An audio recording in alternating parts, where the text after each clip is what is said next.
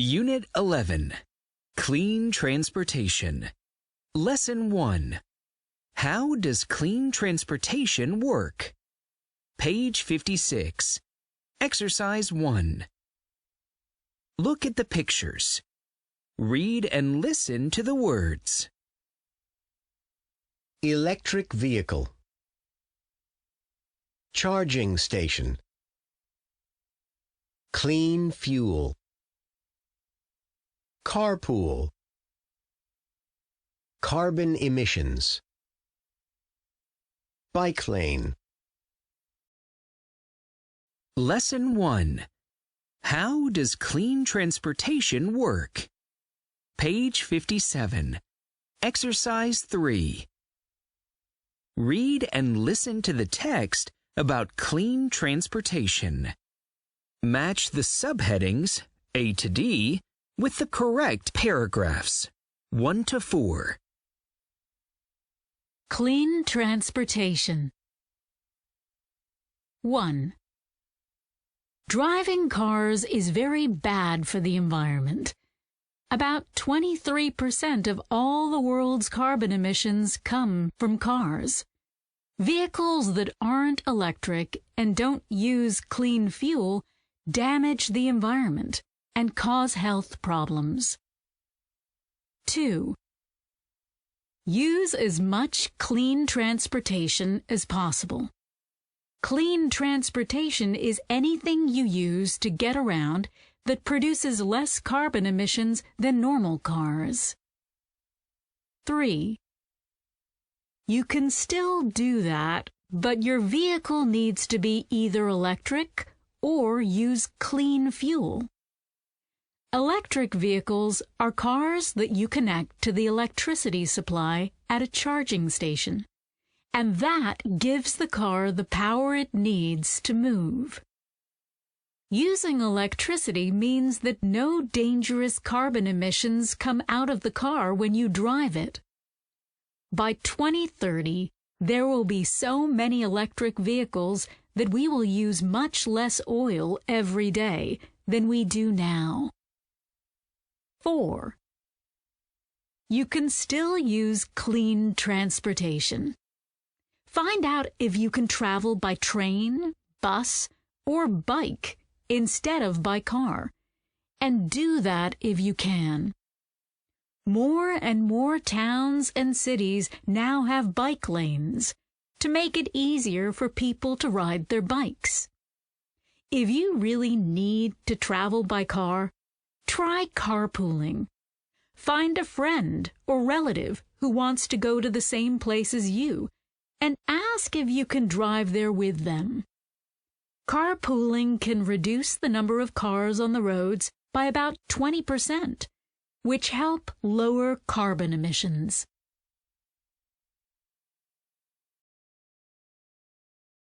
Lesson 2. The next bus. Page 58. Exercise 3. Listen to announcements at train and bus stations about the 4 journeys in Exercise 2. Check the journey where there is no change from the information in Exercise 2. 1. Ladies and gentlemen, the train on Platform 5 is the train from Cairo to Aswan. This train leaves at 19:35 and arrives in Luxor at 6:35 and in Aswan at 9:45. 2. The next bus from Soheg to Akhmim leaves from Platform 2 at 6:30 this morning. The next bus after that leaves at 7:30. The 6:30 bus arrives in Akhmim at 6:55 due to roadworks on the route. 3. The next bus from Hurghada Airport to Marsalam comes into the airport at 5 o'clock. Then it leaves the airport at 5:10. The bus doesn't leave from the bus stop 1A anymore. It leaves from bus stop 2B. 4. The next train on platform 2 is the 11 o'clock service from Alexandria to Cairo. This train is the express service and it takes 2 hours. Lesson 3. Giving directions. Page 60. Exercise 2. Read and listen to the definitions of expressions you use when you give directions. Then, answer the question. Across the street. On the other side of the street. Straight ahead. In one direction, no left or right. Keep going. Continue walking or driving one way. Cross the road. Walk from one side of the road to the other. Take the first right or left. To turn right or left the next time there is a street on your right or left.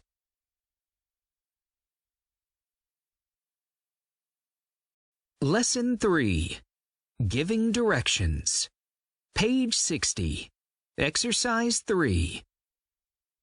Listen to 3 conversations where people ask for and give directions. Match the conversations 1 to 3 with the sentences A to C. Conversation 1. Excuse me, do you know the way to the museum? I think so, but I'm not sure. It could be a good idea to cross the road here. No, wait a minute. Don't do that. Stay on this side of the road. Take a left. Then walk along the road and go right after that. Thank you. Conversation 2. Excuse me, could you tell me the way to the museum? Yes, sure. Keep going straight ahead along this road until you see a big supermarket on your left. Then cross the road there, keep going for about 200 meters, and then take the first left. After that, keep going straight ahead for about 300 meters, and you'll see the museum in front of you. Thank you very much. Conversation 3. Hello. I'm looking for the museum. Do you know where it is? No, sorry. No idea. Oh, okay. I thought it was somewhere near to here, but I'm not really sure. Cross the road and have a look over there. There are lots of buildings on that side of the street. Okay.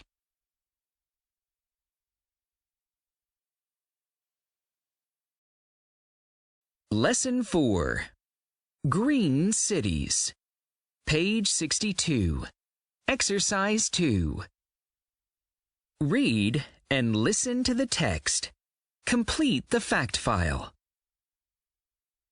New Egyptian cities for the future.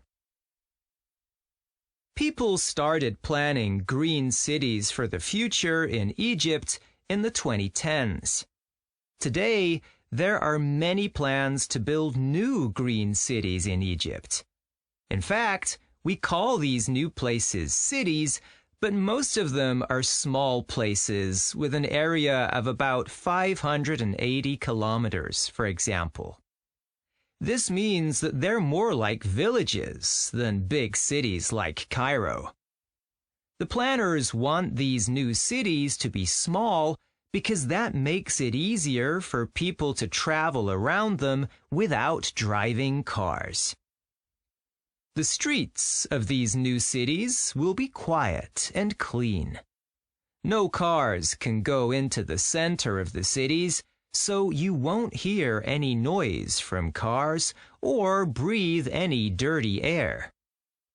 People can only drive their cars on the ring road that goes all around each city. Nobody can drive through the city. There will be charging stations at different places along the road for people to charge their electric vehicles.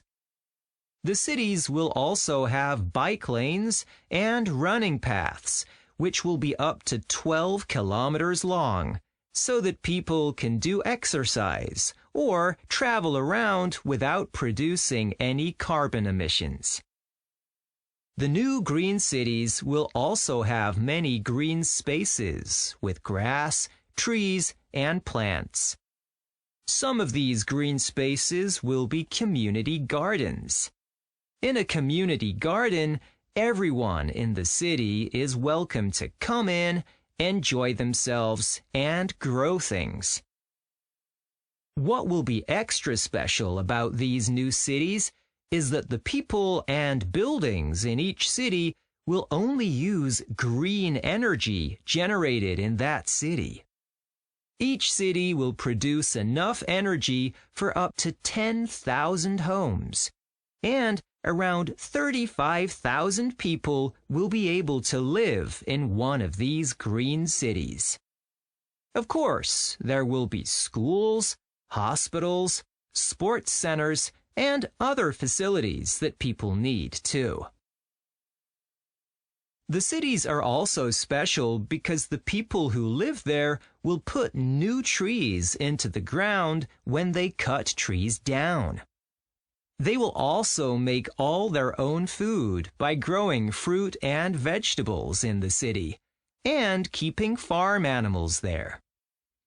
When a city only uses the green energy it makes, and the people in the city grow all their own food, we say that the city is climate positive. This means that it isn't doing anything to damage the earth. Lesson 5. Literature. Page 64. Exercise 3. Read and listen to an excerpt from Around the World in 80 Days. What was the problem? What was the solution? The next day, Aouda saw Colonel Stamp Proctor on the train. She was afraid that he might be angry with Phileas Fogg if they met, because of the fight that the two men had in San Francisco. She told Fix and Passepartout. They knew they must stop Fogg and Colonel Proctor from meeting. Fix asked Phileas Fogg to play a game of chess. He agreed, and soon Fogg and Fix were playing chess all day. Suddenly, the train stopped. There were no stations nearby, and at first no one knew why. "It's the bridge at Medicine Bow, a mile up the railway line," the train driver said. "It's not strong enough to take this train." He said that the passengers could walk to Medicine Bow. This was a 6-hour walk. The passengers were not happy. At last, the train driver decided to try to cross the bridge. "If I drive the train as fast as possible, perhaps we will cross the bridge safely," he said. The passengers were very excited, and they agreed to his plan. Passepartout was worried. He said that the passengers should get off the train before it tried to cross the bridge, but no one listened to the Frenchman. The train went very fast over the bridge. When they crossed it safely, all the passengers cheered. When they looked back, they saw the bridge falling into the river behind them.